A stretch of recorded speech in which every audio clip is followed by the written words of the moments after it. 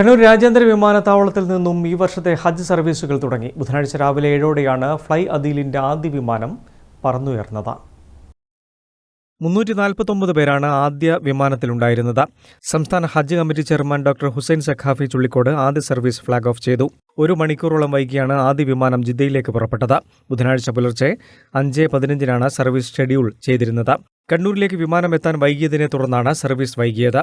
രണ്ടാമത്തെ ഹജ്ജ് വിമാനം ബുധനാഴ്ച രാത്രി 10:15 പുറപ്പെടും. വ്യാഴാഴ്ച രാവിലെ 7:30-നാണ് കണ്ണൂരിൽ നിന്നുള്ള മൂന്നാമത്തെ ഹജ്ജ് സർവീസ്. 8-ന് 3 സർവീസുകളുമുണ്ട്.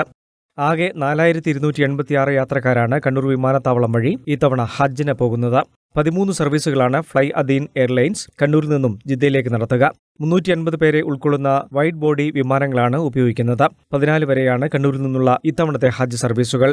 ചടങ്ങിൽ ഹജ്ജ് കമ്മിറ്റി അംഗങ്ങളായ PP Muhammad Rafi, Moideenkutty Haji, OV Jafar, Shamsuddin Arinchira, Ashkar Korod, Keezhallur panchayat president C Sajeevan, KIAL COO Ashwinikumar, assistant secretary Jafar Kakkoth, nodal officer MCK Abdul Gafoor തുടങ്ങിയവർ പങ്കെടുത്തു. News bureau, Mattannur.